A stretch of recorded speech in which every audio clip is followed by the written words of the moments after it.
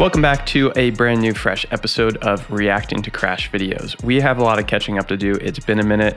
This video is going to be jam-packed full of new, fresh, exciting crashes. That being said, before we get into it, let's have a word from our sponsor, and that sponsor is me. If you guys haven't heard, this winter I'm starting my very own paramotor flight school called the Risky Academy. Great name, I know. If you want to learn how to fly paramotors for real and not end up in one of these episodes of Reacting to Crashes, this is going to be your way into the sport. Right now, we don't have official dates picked out just yet. I'm planning on launching in January, but for now, we have an interest form. So if you are someone who would legitimately come out to Arizona, pay actual money, and learn to actually fly from me, please fill out this form. Anyone who fills out this form is going to get first access to the course dates as soon as they're released. With that, let's get into our first crash. This one was emailed to me by a fellow named Joe.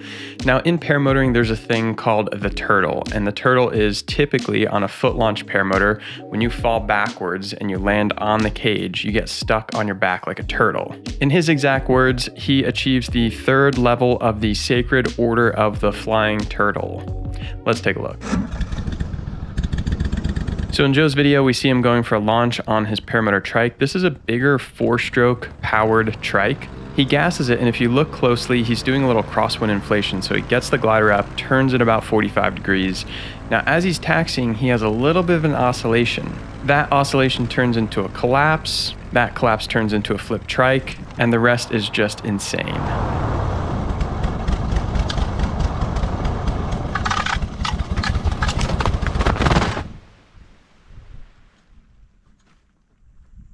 A little more detail that he shared was that when the Trike flipped on its back, the throttle cable actually got pinched and chopped his kill switch. So he wasn't able to kill the engine. This is a big 4-stroke engine, so it's got like a lot of torque. I don't think it has a clutch, and that's what ended up spinning him like a top. Luckily, the damage to gear was somewhat minimal and he was completely uninjured. So all in all, he can look back at the situation and kind of laugh. Next up is a video from Chris. He emailed this one to me. It's another wheeled launch, but this time a quad. Let's take a look. So on this one, he's flying his quad and it looks like he's coming in to do a touch and go or a landing, but comes in a little too hot, doesn't really have the flare power, and flips. Oh, shit. I'm good. It's all good. I'm good. No, you're not good. I guess the main thing to learn from this is trikes can be very sketchy. When flown properly, trikes can look smooth and delicate, and you can have a lot of finesse with trikes, but there's a very fine line when you don't finesse them well enough. They can just go absolutely horribly wrong, like this, and just absolutely flip. What would have prevented this was just better control coming into land, using your throttle and your brakes to slow the quad down and touch down smoothly and straight on the wheels. Unfortunately, Chris did say that he thinks he may have broken a rib, but he's gonna walk it off. On to video number 3. This one was emailed to me by Stuart.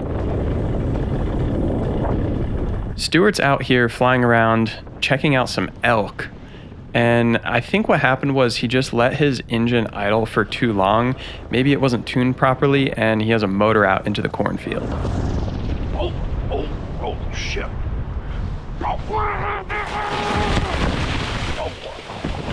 shit. Okay, wow. Well, shit. Obviously in this situation, the motor out happened so low, he really had no opportunity to restart. Going back to his email, he did say that it was caused by a gummed up spark plug. He changed the plug and then the engine ran fine, completely no issues after that. Maybe the mixture was a little bit off and it caused the spark plug to gum up, but simple solution. All right, now we're gonna pivot over to Instagram, where there's been a plethora of good new crash clips. This first one comes from the most recent Brad Apples, aka Southern Utah paramotor fly-in. I didn't personally attend this year, but there was a pretty epic crash that didn't even involve flying. So apparently these guys decided to drag race their paramotor trikes. And immediately just thinking of that idea, it sounds like a bad idea, because if you've ever taxied a trike at high speeds, you'll know that they start to get really wobbly and it's pretty easy to flip them over, as they demonstrated in this video.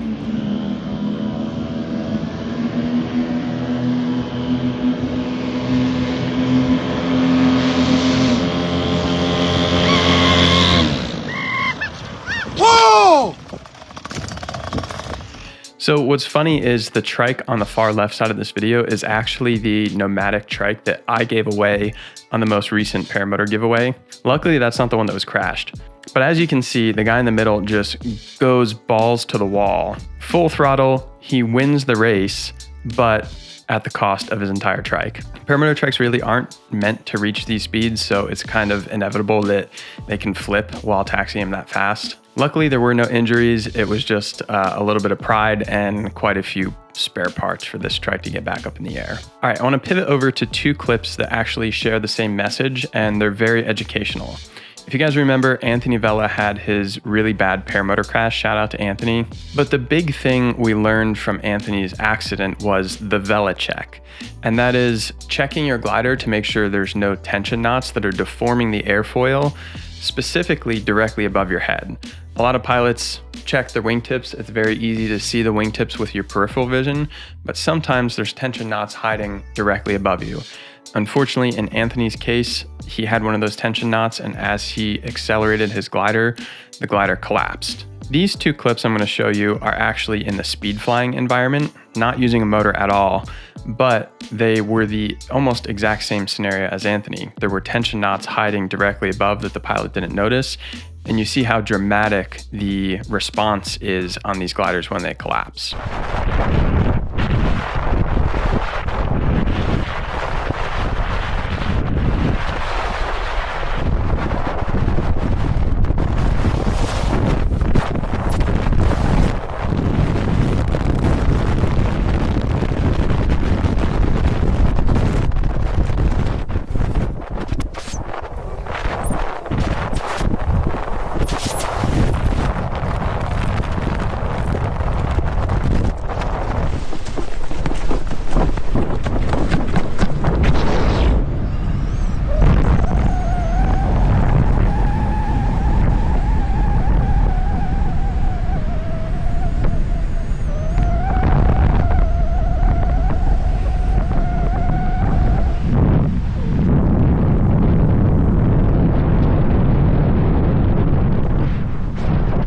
So I just want to share those two clips to remind you guys that are paramotor pilots to always be checking for tension knots in the entire span of your wing. Okay, next up I have a brand new clip that was just posted by a Russian account. I'm sorry, I have absolutely no idea how to pronounce this. This one's really interesting. Let's take a look. So this pilot's doing big asymmetric spirals to the right and then throws one to the left, and half of the glider literally explodes. At this point, I'm thinking throw the reserve, for sure throw the reserve, get a reserve out. But apparently the pilot may not have a reserve and somehow miraculously pilots this thing to the ground. Вот такой пиздец фрирайду. Порвался нахуй по швам. Стропа ряда треснула. Вот такая хуйня. So for this one, I don't have much to say on why this would have happened. It's all in Russian. Maybe someone can help translate in the comments. If I had to speculate, I would think that the glider was worn. Maybe it was due for inspection or something, but that's pure speculation. The bigger thing I want to talk about is I have never seen someone land a glider with half the glider. I would have thought in this scenario with half the glider, and it's an advanced free ride slalom style glider, I would have thought half the glider missing, you would have ended up in a lock spiral and you would have just died immediately upon impact. But somehow this guy keeps it above his head, inflated, comes in for a hot landing and walks away. Insane. Structural failures like this are very rare, but I think it's a good reminder, especially if you're flying gear that has a lot of hours on it. Send it out, get the lines tested, make sure it's still in good condition. And also, always fly with reserve. I always do. It's better to have one and never need it than need one and never have it. Lastly, an interesting one that was just posted recently on Instagram. This pilot seems to be flying over a very populated area. Obviously, this doesn't look like it takes place in the US, so it's probably legal, but in the US, this would have been illegal.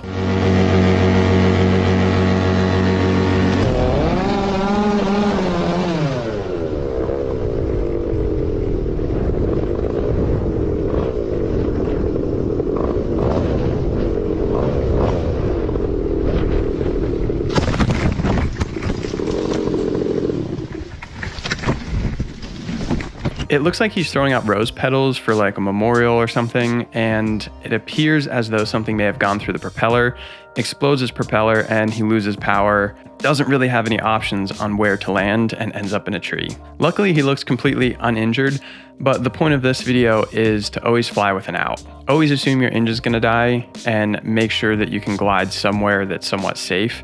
In this scenario, obviously, he was over a very populated area, kind of taking more risk, and ended up in a bad situation. Sometimes you gotta weigh those risks and take a little bit of risk for a little bit of time, but in the big picture, the majority of the time, you always wanna be able to glide to a safe landing. That's all the clips I have for you guys today. I hope you enjoyed and maybe learned a little something. If not, at least hopefully you were entertained. Now that the video's over, if you guys are considering getting into paramotoring, hopefully crashes like this don't deter you.